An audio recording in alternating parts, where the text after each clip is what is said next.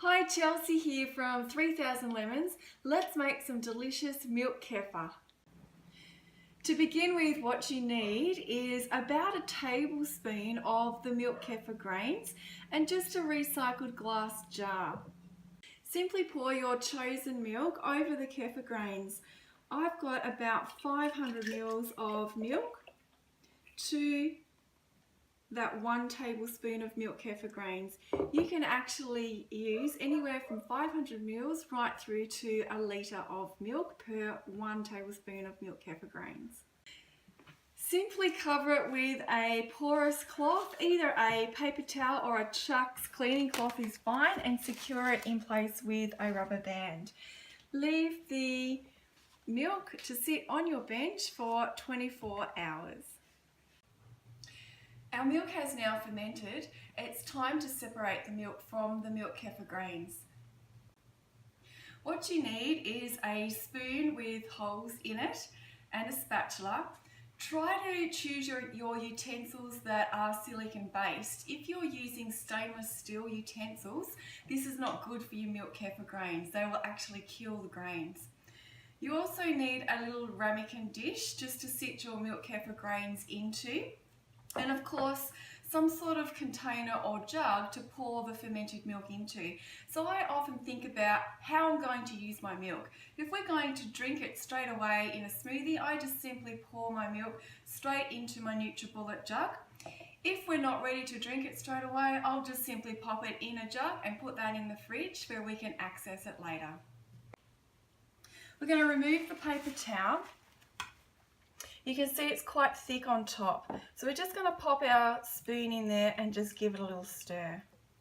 To separate the milk from the milk kefir grains, we're just simply going to use our spoon and pour the milk through the spoon. Obviously, the milk kefir grains are going to be caught and collected in the spoon.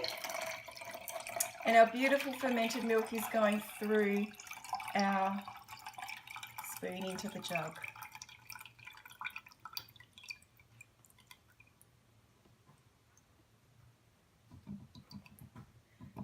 Sometimes if your milk is a little bit thicker than that and the spoon gets a little bit clogged, you can then use your ramekin dish, offload the milk kefir grains, and then keep going with the remainder of the milk in the jar. Alternatively, this is where the spatula can come in handy, where you can actually use the spatula to give it a little bit of a stir on top if any milk is actually caught in the spoon and in the grains, and you can just gently separate it that way as well. We then simply pop those milk kefir grains back into the same glass jar that we've just used. The reason for that is because our milk kefir grains are alive, and what they do is they feed off the lactose or the sugar in the milk, and when they do that, they produce little babies down in the bottom of the jar. So if we're popping those grains back into the jar, it gives a chance for those babies, if you like, to grow, and eventually your milk kefir grains will multiply. What you need to do after that is just simply cover them with a fresh lot of your preferred choice of milk. And the process starts all over again. You just simply cover it with your paper towel and rubber band, leave it on your bench for 24 hours, and it just continues around and around. After about 5 days of using the same jar and popping your milk kefir grains back into that same jar and refilling it with fresh milk, you're obviously going to find that a little bit of milk is going to congeal around the top and it's going to become a little bit smelly. So that's when you're going to want a second glass jar where you can pop your milk kefir grains in, fill that to the top with fresh milk, and then of course you can go and wash the glass jar that you have been using.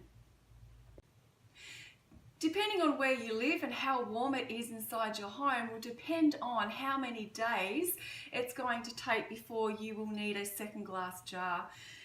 Right here in Tassie, we can obviously make do with being able to use the same jar from anywhere from 5 to 7 days. Obviously, if you're in a warmer climate, you might need to change that every 2 to 3 days. My last little tip is to make sure the glass jars and the utensils that you're using are free from water. They've been dried thoroughly. Milk kefir grains hate water just like they hate stainless steel. Okay, these things will kill your milk kefir grains. So be sure to use really dry utensils.